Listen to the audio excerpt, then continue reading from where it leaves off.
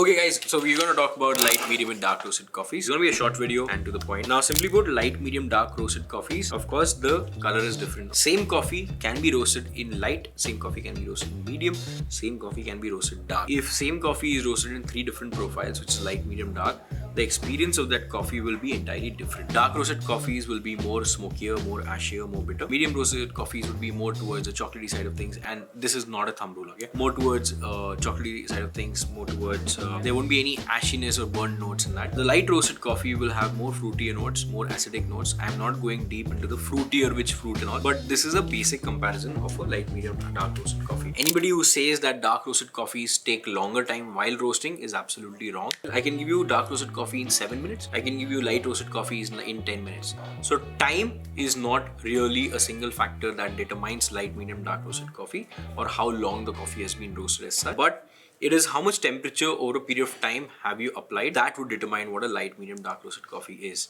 The next important point is about the caffeine. There's a big myth that is to be busted. Dark roasted coffee has got more caffeine is what everybody talks about. Most of the people talk about. This is nothing like that. The caffeine starts evaporating at a very high temperature. Only then the caffeine starts breaking down and the caffeine content would reduce. When we roast the coffee, we do not exceed more than 230 degrees Celsius, and the caffeine, if I'm not wrong, starts breaking down way above that, like around 400 degrees Celsius, if I'm not wrong. So there's no chance that the caffeine content will start reducing in any of the light, medium, dark. So the caffeine content is same. The perceived bitterness makes you think that the caffeine is more in a dark roasted coffee. So when you talk about strong, I want a strong coffee, probably you're meaning you want a bitter kind of a coffee, because the perceived understanding is that there's going to be more caffeine in that. But there's nothing like that. Even the light roasted coffees will have the same amount of caffeine as the dark roasted coffees, and of course a medium also. So when we talk about caffeine being different, caffeine percentage being different in different roasts, actually what happens is when you start roasting the coffee and when you reach basically the dark roasted coffee, the dark roasted coffee are much lighter in weight. It has got oils around, it's got this there's some cracks on the surface. I don't know if you can see this. Since it becomes lighter in weight, alright, whereas the light roasted coffee, they are heavier, they are much more denser per bean wise. So let's take an example. We've got 2 jars exactly, and we want to fill 100 grams of dark roasted, 100 grams of light roasted. Here you might need like 200 beans, for example. Here you might need just 120 beans. That way, volume wise, the percentage that you're getting into your cup is more. Alright, percentage of caffeine is more, not the caffeine percentage per bean. I hope that makes sense. If you've got any questions, please ask me in the comment section below. Another thing is, not necessarily that dark roasted coffees are made for espresso, and not necessarily that light roasted coffees are made for manual bar. There's no, and by manual bar I mean AeroPress, Chemex, Poro. There's no set rule or thumb rule for that. You can interchange. It depends entirely on your choice, what you like.